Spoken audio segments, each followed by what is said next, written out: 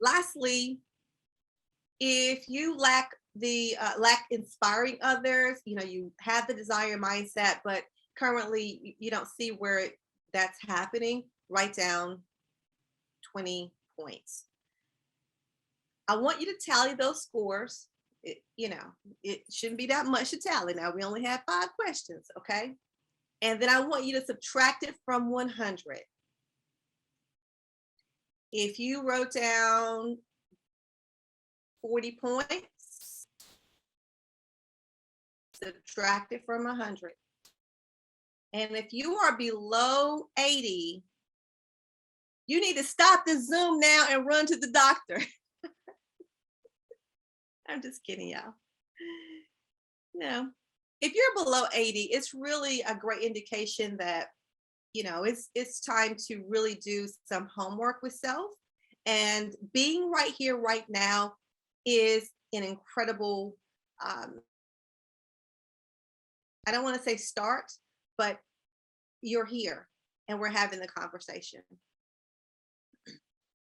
All right, the next part is imagine the impact. Okay, so we know now for you that, individually, we've done this assessment. We know how the impact of authentic leadership impacts our organization, can even impact folk leaving work early or leaving their career early, etc. But what would it look like if we had a different type of impact? This is my bridge. Thank you, Canva. Love this bridge. Makes me feel like I'm outside and we're traveling. Just saying. Imagine yourself leading authentically. How would it change your organization? And how would it change those you serve? How would it change your life? What would that be like? Okay, so we're just going to take this bridge is representative of the short journey we're about to take as you imagine the impact of leading with authenticity, that impact on organization, your clients, and yourself. Now, I'm not sure why he is doing what he's doing, but he's doing it. But the idea is that as we imagine this and high five to him, what we really want to do is imagine how can we move from where we are to our next without adding barriers. We don't want to jump, flip, all the extra strain, unless that's just how you want to go ahead and if that's what you want to do. I wish I could see the name here. What's your name with Miss Walker, right? Monique. If you want to jump over the barriers, Chelsea and Joan and Kevin, all of us will share. We'll stand back and we will applaud you. But I want to encourage you and say, let's imagine something a little less grinding. We can make this happen with ease and grace. Everybody say ease and grace. Take your mics off and say ease and grace. Ease and grace. Yeah, we can do this with ease and grace. Okay, so I believe that no matter where it is we are in life, in order to get to where it is we want to be with our careers, with any degree of our world that we live in as who we are as women and men, there are tools that we need. And I want to share with you that as we go on this imaginative journey, that I want to give you 5 tools. Okay, imagine you have every tool you need to be as authentic as you want and need to be. Okay, so here are 5 tools. The first one is I'm going to give you a mirror. This is my mirror, my pretend mirror. I don't have a mirror around me. There's a mirror. Okay, a mirror. And the mirror represents personal development. The mirror represents personal development in that you are committed to personal development. You're committed to the work that's needed to do introspective work, to grow your mindset, to grow your thinking. Okay, that the first tool is a mirror saying, hey, I'm looking at myself first. And this, by the way, everything I'll share here, as I did yesterday, and I try to make this the point with whatever I do, is that a lot of what we're talking about can also transfer over to personal life, right? Because in any relationship that we have, if we look at ourselves first, it often makes the issue with somebody else a lot smaller. Here's the next tool I want to give you. It's a garden rake. If you like to garden, anybody like to garden? I love to eat vegetables. I'm trying to get into it. And I do have a little small garden. I'm so proud of it. It's about this small, but listen, don't laugh at me. My stuff be working, okay? It's working for me. You got to But start. this is our garden rake, and it represents cultivating self-awareness. Oh man, listen, we can talk about this all day long, but let me just tell you, if I had some time right now to share with you that wouldn't it be amazing if all of us had this higher sense of self-awareness? And if we did, what would that look like when we're leading our organization? If someone goes off and says, oh wow, Patrese, she did not have any idea how rude she was. I may not have had any idea how rude I was.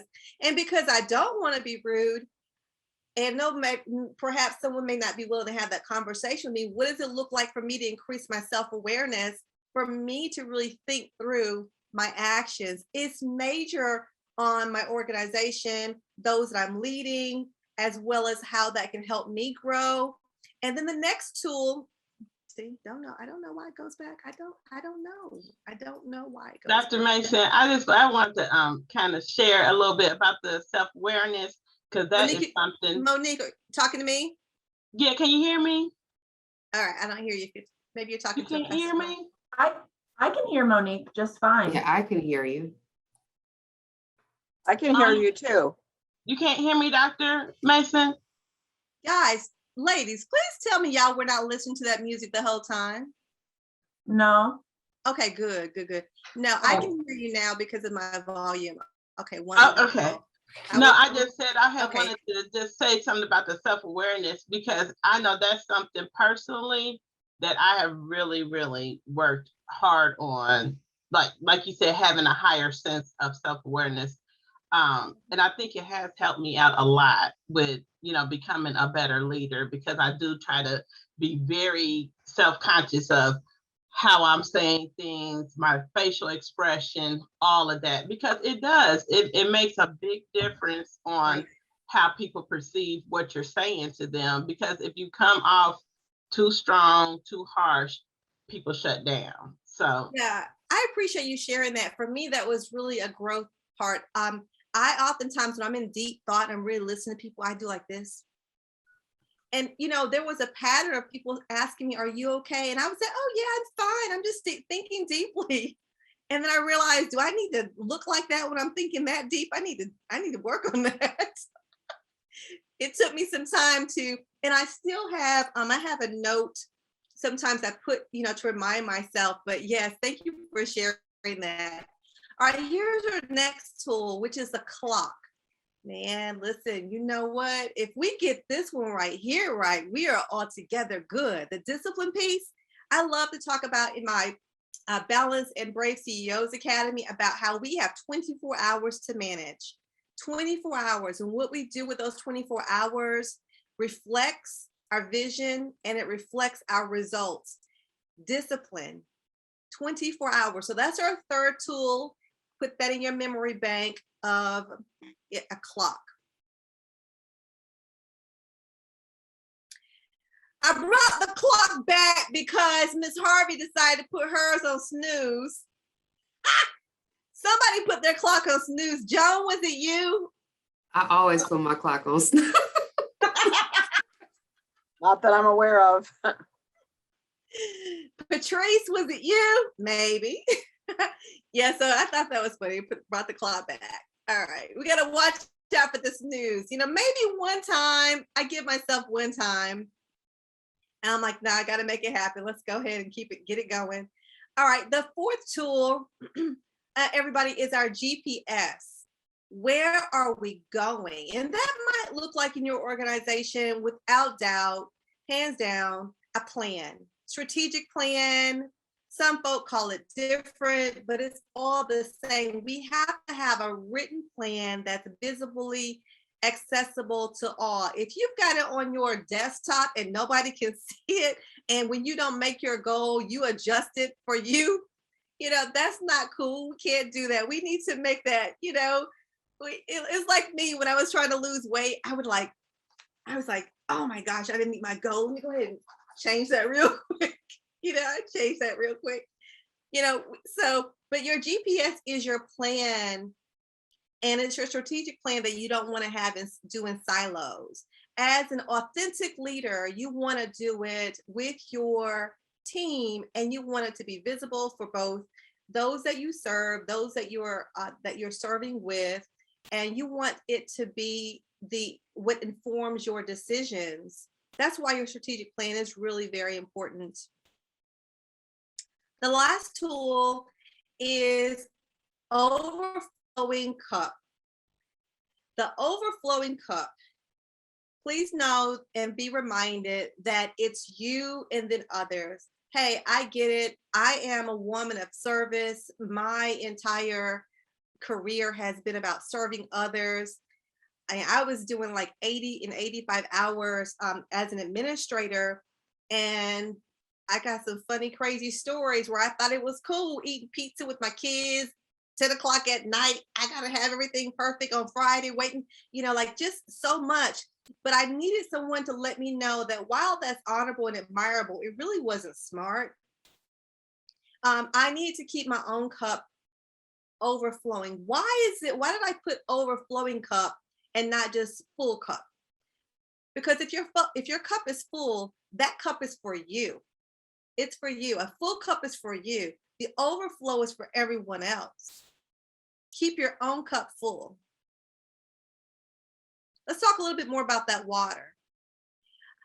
This cup of water that this individual is holding, I want you to think about how every time you make a phone call on behalf of a family or a client or the organization, every time you send an email or you have a meeting or you go through all of what you go through your day, these various tasks, in the amazing work that you're doing, it's you giving a sip of water, a sip of water, a sip of water.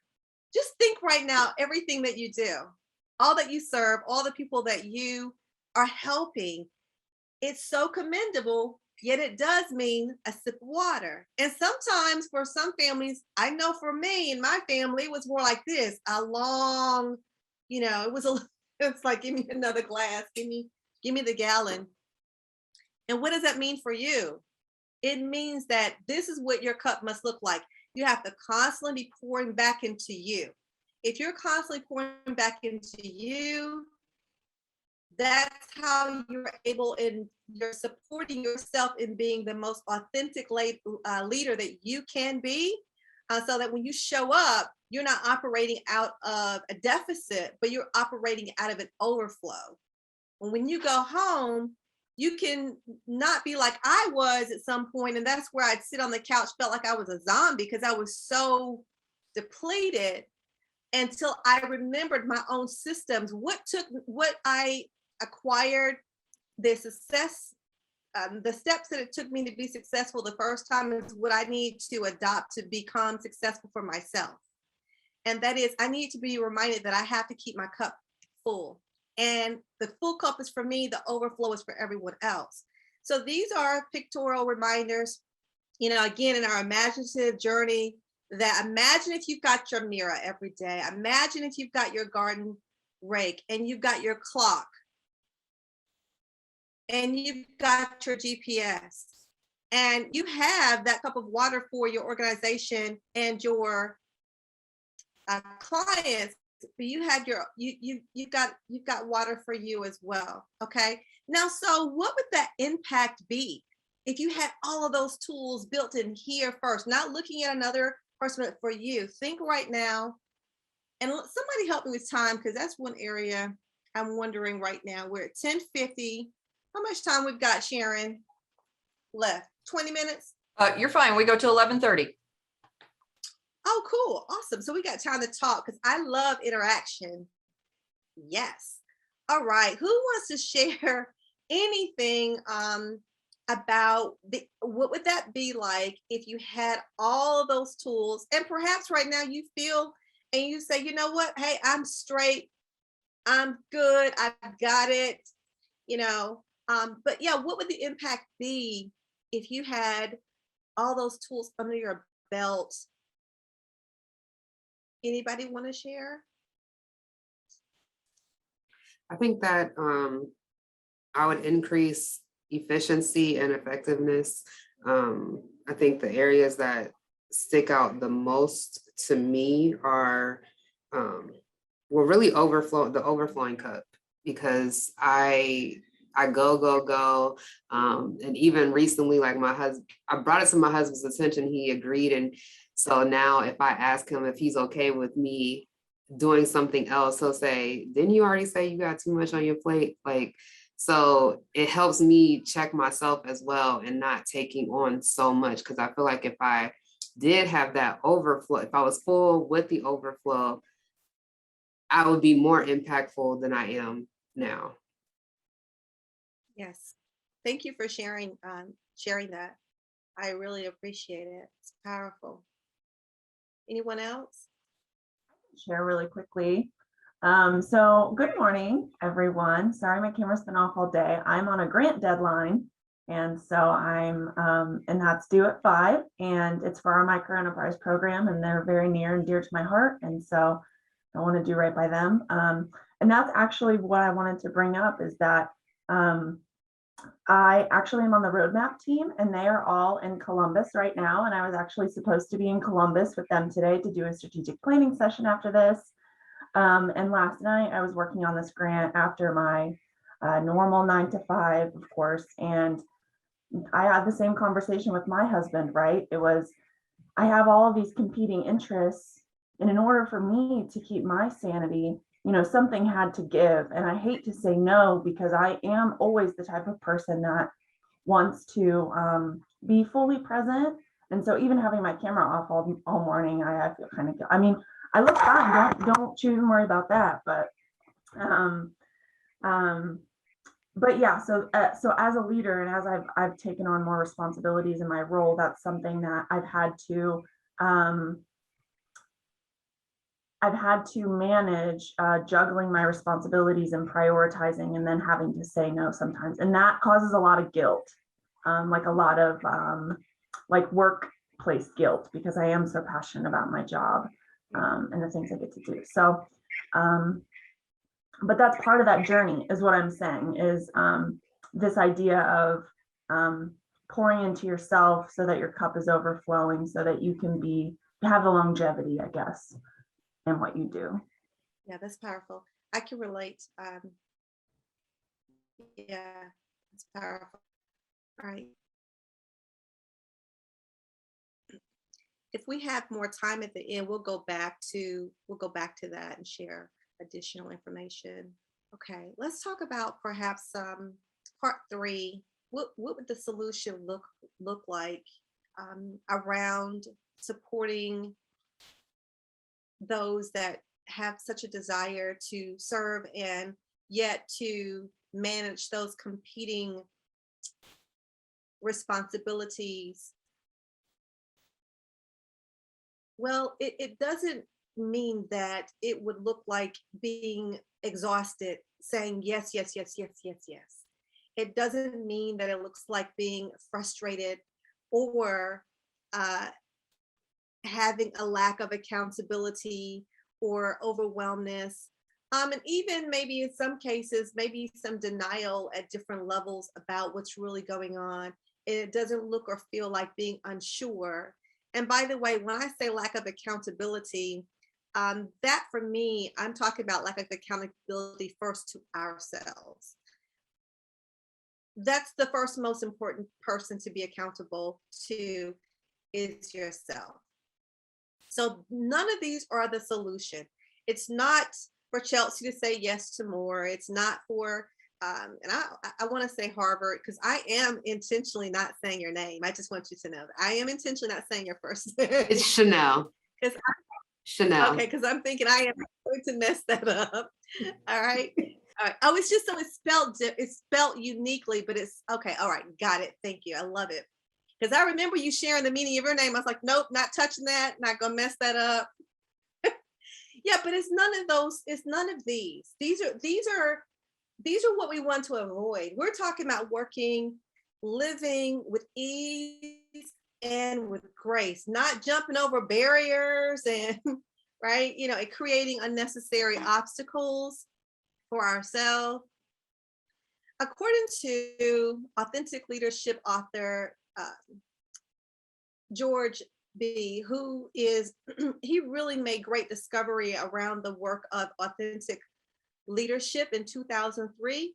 And although the term was tossed around in the business world long before George's work, it really wasn't until his research that it started to gain a greater bit of traction. And since that time, more and more organizations, just like this one, ours, OURS, is doing more of a deeper dive around it. I want you to think about yourself, where my cursor is here. I want you to consider this as being you, forgetting everybody else. And I want you to zoom in now, not on the problem, not on imagining what it will look like, but I want you to think about what is the solution, starting always with yourself. And according to George's work,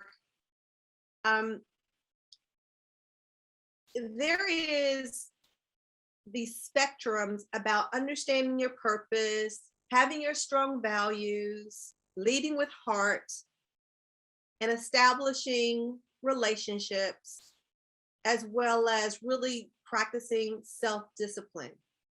Well, that looks great, that sounds great, but how do we do that?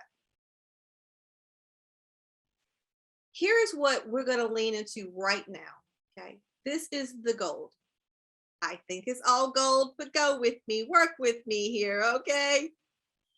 All right, first of all, we know that we have to be true to ourselves, because otherwise it's going to show up and it will create burnout. It will create unnecessary stress. And it will be what I call, you know, when people say, hey, I'm on the grind. Have you ever heard folks say that? I'm on the grind. I'm hustling. I'm on the grind. I'm like, I'm not hustling and I'm not grinding. I'm not doing any of that. No, I'm not jumping over. No, I'm gonna work and live in ease and grace. I'm gonna operate in my calling, and I'm gonna do it with ease and grace. And that starts with me being true to myself and knowing that I do not have to say yes out of guilt. Because you deserve truth, I will give you my truthful no. And when I say yes to something I should say no to, it blocks someone else's opportunity and their true call for an assignment that's for them. And hopefully, I'm hoping that, Chelsea, you're able to hear that, and hopefully that can be a support to you, is that when we give a yes, when we are not authentically able to move in that yes, we are really blocking, preventing, we're stopping, we're out of order in some ways with ourselves, and we are not allowing others to really have the opportunity for their true yes. And whomever it is we're saying yes to, it shows up. It shows up with them as well, you know. So see it as a way that you're authentically honoring yourself and others. You know, very quick story. Do I have time? No, because I talk. Let me just not talk. I'll just say the story. I got too many stories. Let's go through this, okay? All right, 5 major areas. Personal growth investment. I am telling you what I know to be true. This is major. Personal growth investment is critical. According to Forbes and Harvard studies, not just one, but Forbes magazine and Harvard studies, they concluded, or I should say perhaps suggested, that if that personal growth investment is so crucial. And that's just not investing in time, reflecting, but literally investing in yourself and the work, like you were saying earlier, Monique, right? You said all the work that you've done around self-awareness.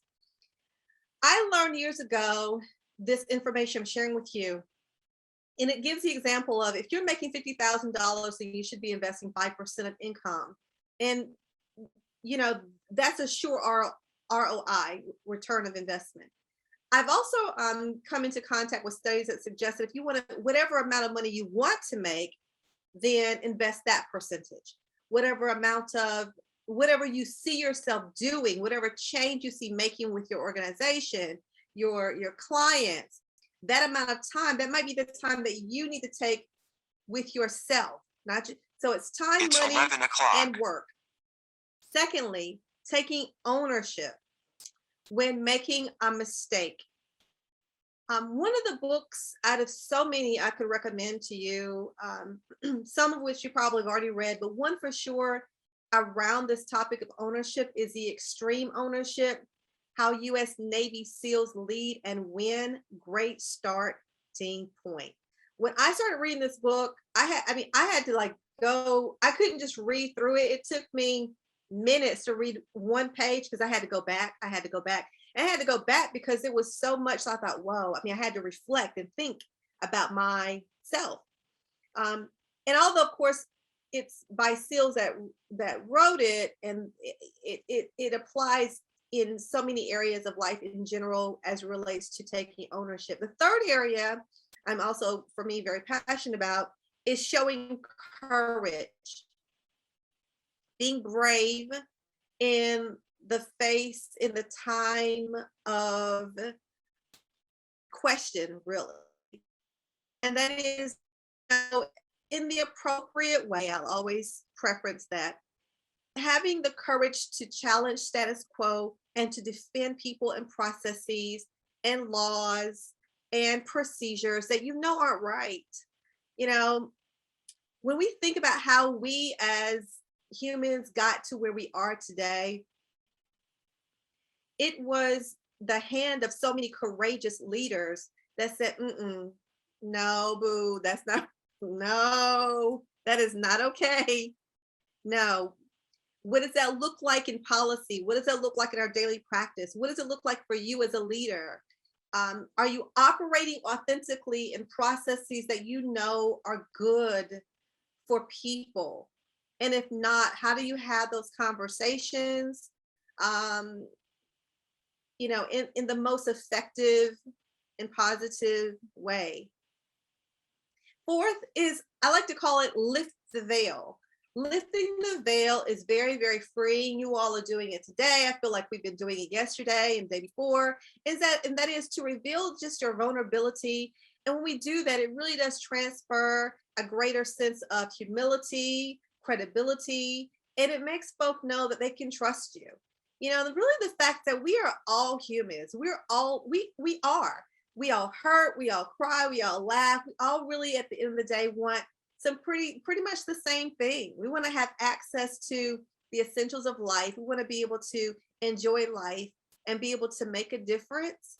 And so when we lift the veil and show people that we are vulnerable, we are human, it really is the work of an authentic leader. Right now, we're talking about 5 aspects of a solution in how we can become more of an authentic leader, how we can become more true to ourselves.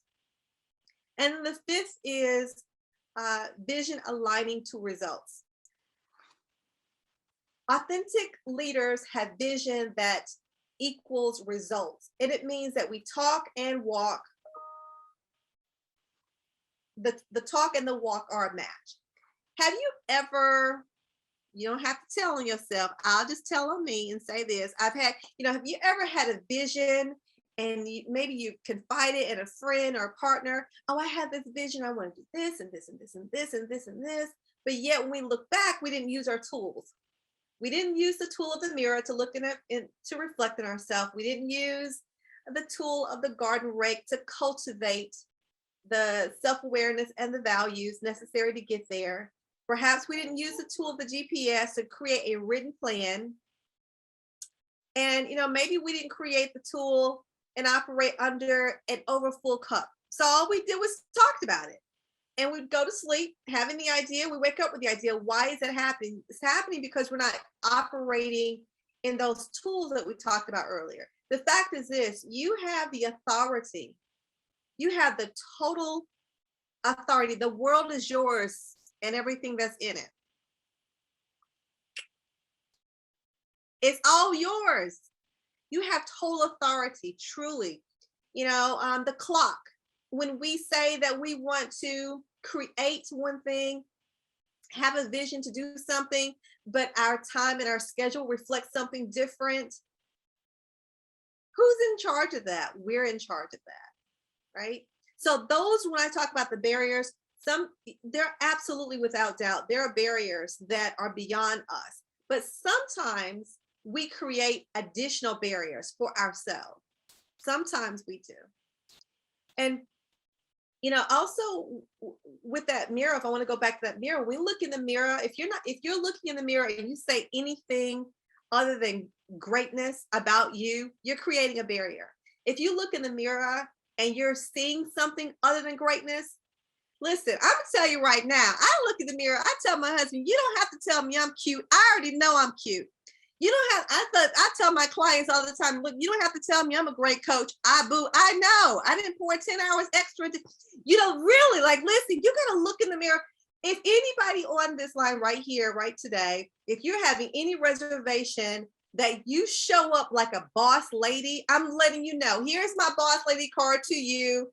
I'm deputizing you to look yourself in the mirror and say, girl, Kevin, I don't know if you're still on the line. I need you to roll with me. It's been majority women. So, but yes, listen, look at the work that you're doing, not only with others, but look at what you've done with yourself, right? I mean, kudos for those that have raised you, but at some point, the adult had to release you. You could have done anything. And look at what you're doing, right?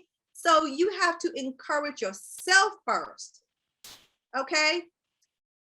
Sidebar stuff. That's just sidebar stuff. Important sidebar. All right, part 4. So what would the results of it be? Like, here we are. The results of having that transformation would be you are then able to serve your clients to the fullest, like incredible service. You then your team is now, they're not only accountable, but they're cohesive because they have a fully authentic leader.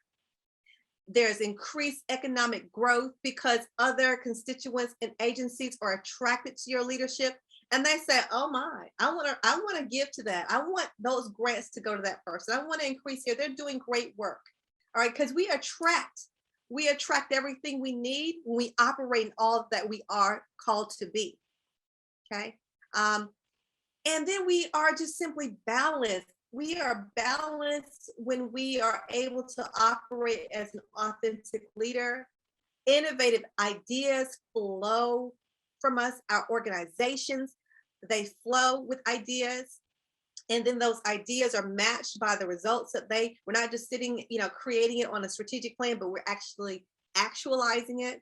And then most importantly, I believe most importantly, is that there is a minimalization of stress where we're able to prioritize our health, our home, and our work. And keeping in mind, for me, Dr. Mason, Patrese, when I say health, I am never just talking about the physical.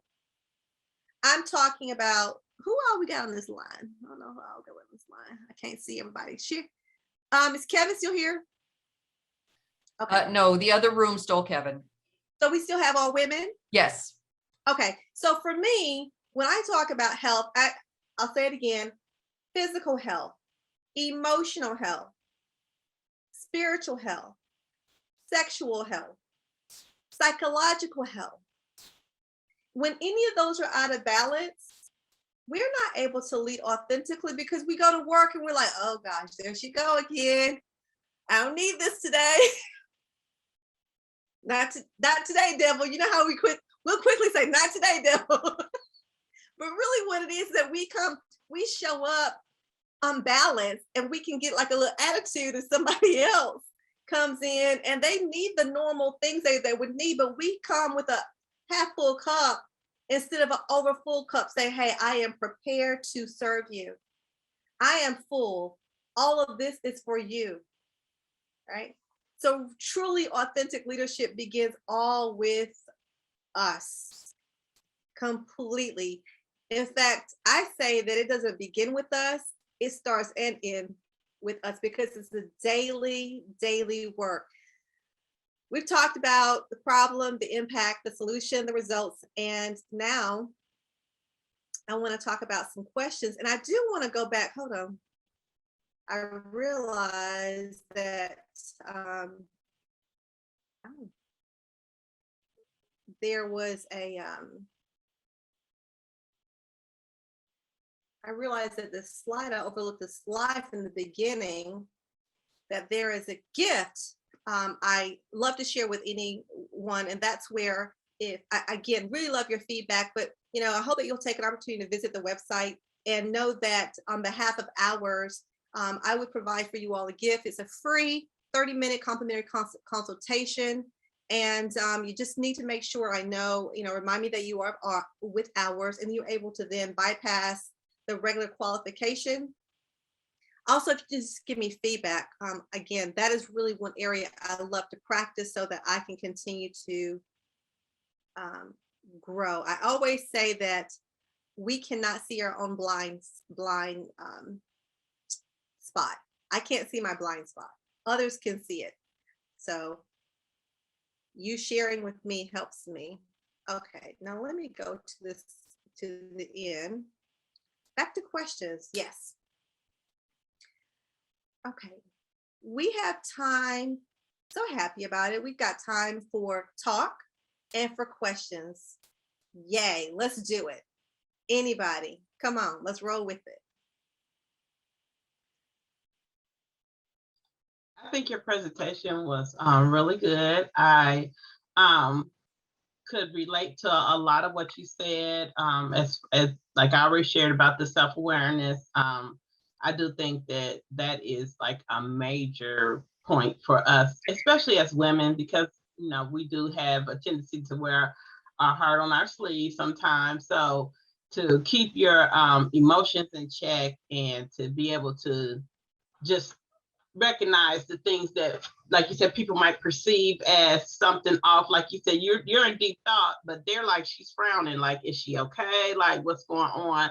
So working on, your facial expression, your body language, and all those things. I already know for myself, I'm a very animated person. I use my hands, my head's moving, this, that, and the other. So, and I try to work on that, but that's me. So, it makes it hard because that's how I talk. But when I'm trying to be taken more seriously, I make a conscious effort to, hold my hands out, especially, if I'm in a meeting with someone, I'll hold my hands together, and I, make an effort to make sure I'm not moving my head as much, or, just how I talk, keeping a smile on my face. Because like you said, what they call it, the RBF, that face where if you just start sitting there and like, you don't want people to think like you're not interested, but it's easy to do. And just all those things can,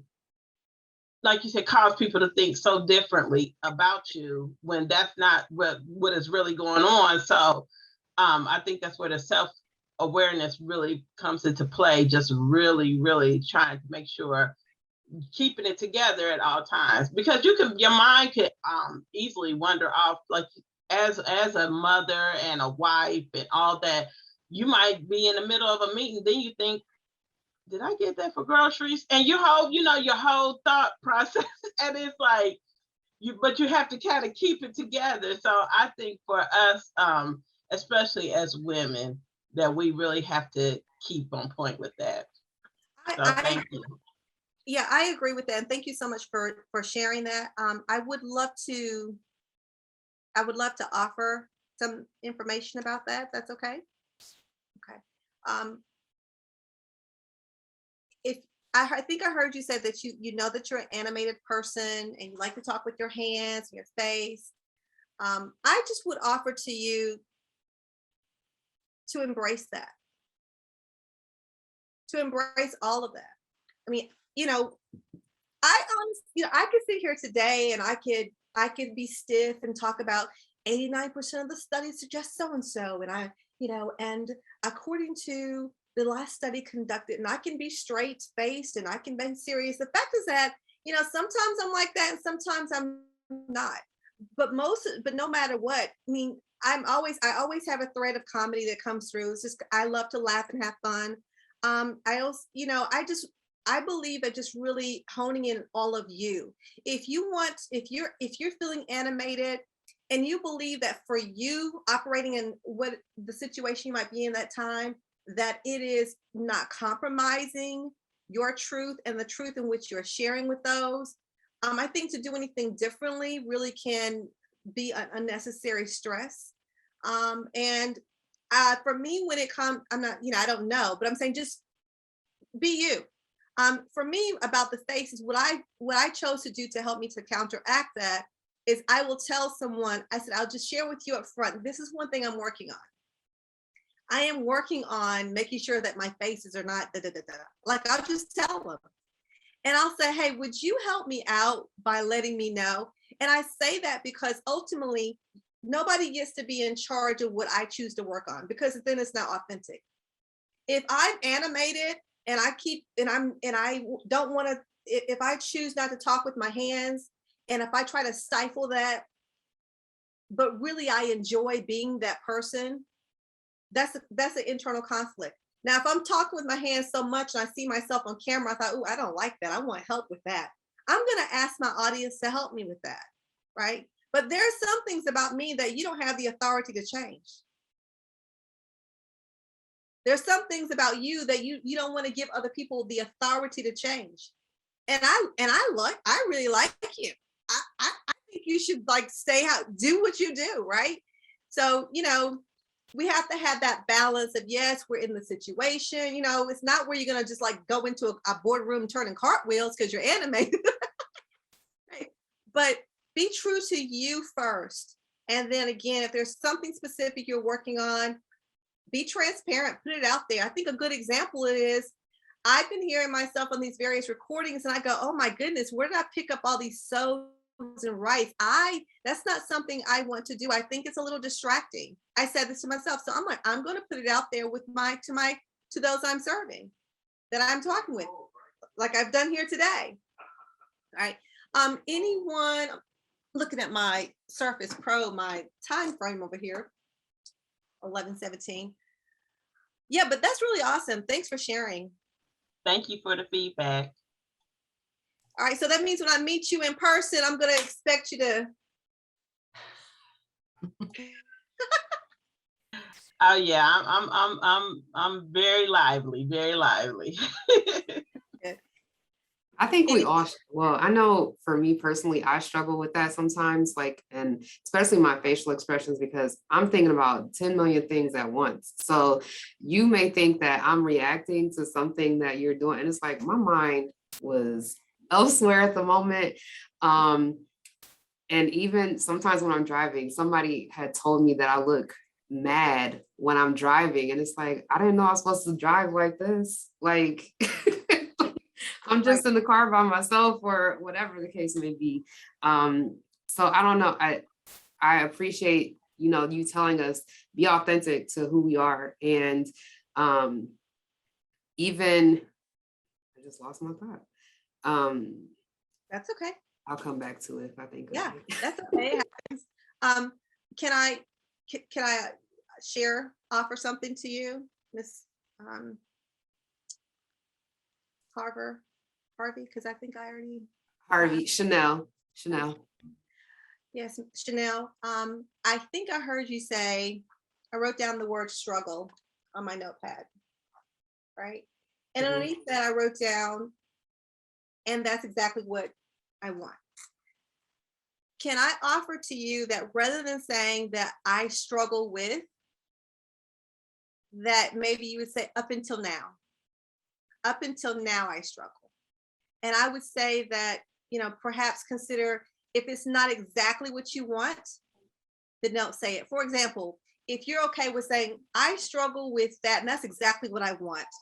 I struggle with, I'll say for me, example, if someone says, I struggle with having self-awareness, and that's exactly what I want. If we don't want it to be what we want to have manifest, then it's going to be a qualifier. And the qualifier is, I struggled with up until now. I like that. Thank you. The fact is that in this moment, this will be the last time that you struggle with it, because I'm going to free you to drive any way you want to drive. Mm-hmm. Yes. Is that right, Sharon? Sharon shaking. Yeah, but Yes, really, you guys all be you. You're all fabulous. I don't like hearing that Monique thinks she shouldn't be allowed to talk with her hands. So of course you should be allowed to talk with your hands. I don't like hearing that Chelsea feels guilty about having her camera off. You should not feel guilty about that. Yeah. I mean, be yourself. Yeah. And I appreciate you sharing that, Sharon. I think the fact that we have this space right here in time that we can be free to actually say, this is what's going on in our mind. That's what that is about. I will say that, by the way, with Zooming, I read the article that when we have our cameras off, it can decrease stress. Sometimes we're having conversations that don't require, we may not have to see each other. For me, I don't have the issue that, you're not on camera, but you can free yourself of that. But to be able to have these true, authentic conversations and say, I had this thought. What do you think? And then to have someone else say, well, hey, I don't think that you're struggling with it. I don't want you to struggle with it, because maybe somebody else can offer a different perspective. The fact is that we all need that in our life sometime, to have that type of degree of conversation. I am by nature a coach. So, but I also have learned to ask people permission, like I've done here with Monique and with Chanel, to say, hey, can I offer this? I see something different. I may have a different perspective. We want that, because that's part of the growth. And that's what you all, again, you've given me today, is you add to me and having that conversation. And Sharon, thank you again. Go right ahead, Miss Chelsea. Sorry. Oh, see, so what's actually really funny is that is exactly what I was about to tell you guys, is something that I've been working on, is instead of apologizing, right? So sorry I'm late, sorry I haven't gotten back to you yet. Instead of apologizing, I do my very best to thank the person for giving me the space, or for awaiting my email back, or blah blah blah. And that's like my way of being less hard on myself, right? To not, if I don't apologize, then I'm not admitting I did anything wrong, right? It's just, I never maliciously don't do something, right? It's always a matter of circumstance. And there I go, saying right after my sentence.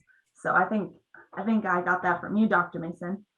And then no, you have to be an authentic leader, which means you have to own up to your own mistake. Ma'am, you said that. I didn't say that. You're right. I said it myself. Thank you for letting me know. That was mine. That was mine. Yeah. So that's one thing. Like I said, I try not to apologize, and I try to, like just switch around and be more positive. And that also, I think, empowers the person on the other end of why you didn't do something, or why you're late about something. It gives them like she appreciates my time. Like, she thanked me for XYZ. And so I know that she appreciates whatever. And so I think it's just a way for me to manage relationships virtually too. Yeah, that's right. That's a big thing I like to also share with people, is that, are we really sorry, or is it that, there's something different? So I like to practice as well, rather than saying I'm sorry, is to say thank you. And save the sorries from when I really am sorry, because maybe I answered your email late because I was handling a family matter. My family actually was more important than your email. So I'm really not sorry, but I am thankful that you understand. I am thankful that we're able to have this communication, at this point, regarding the concern, what have you. So I would like to, and Chelsea, by the way, yes, I'm sure you got the right from me, but I am, again, inserting some laughter there. Open your hands, graduates, and receive your certificates of participation. This is your virtual certificate of appreciation. Dun, dun, dun, dun. I want to thank you so much for the How to Lead with Authenticity. For being here. I would love right now, if you think for a moment, what is one aha you've had today as a result of our time together? One aha.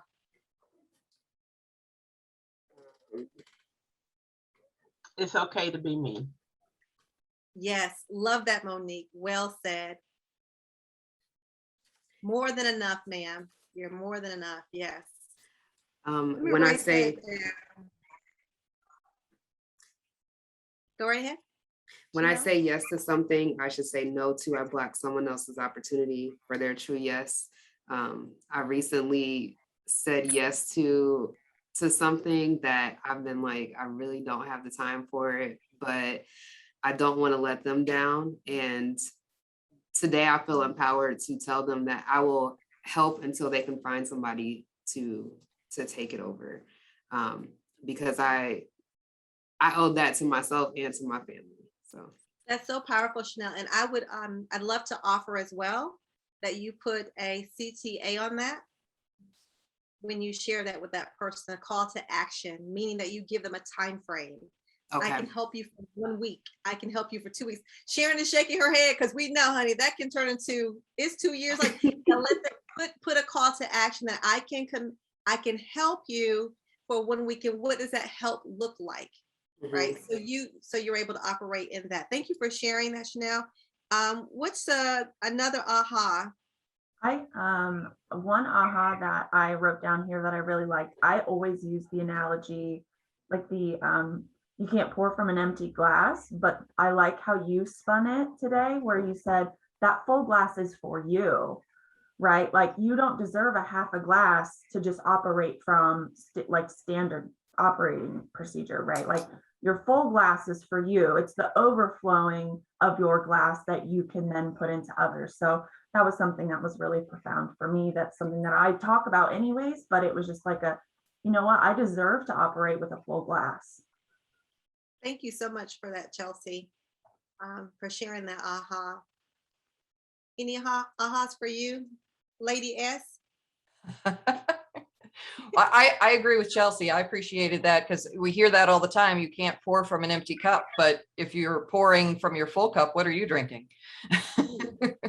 That's good. So yeah, I appreciate that spin, and I appreciate you three ladies being so willing to be vulnerable and open with each other. I think we need to do more of that as professional women. That, you know, people talk about professionalism means we don't talk about our problems at work, but that's just not true, because we still have to be people. And I think the group of us here has taken some great steps into being more authentic in a lot of areas. So thank you very much, Dr. Mason, for leading us through that exercise. Yeah, thank you so much. It's been my distinct honor. And ladies, I invite you once again, reach out, let me know how I can serve you.